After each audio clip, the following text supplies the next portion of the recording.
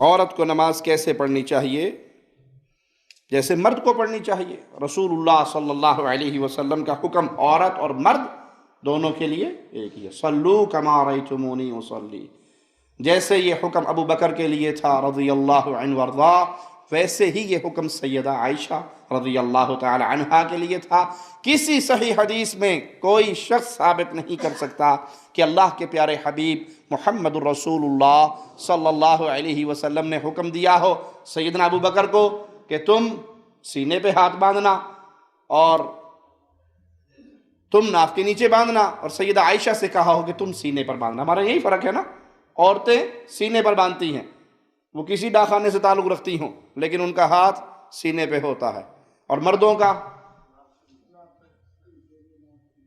बेचारे जो थक के टुटे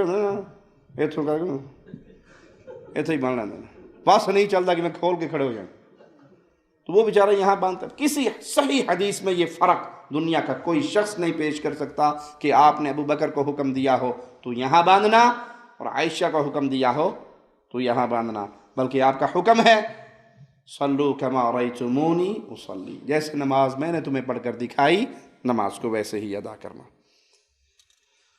ये लोगों की बनाई हुई बातें हैं कि औरत जो है वो सजदा करते हुए बिल्कुल बिछ जाए और मर्द जो है वो, ये फ़र्क किसी सही हदीस में मौजूद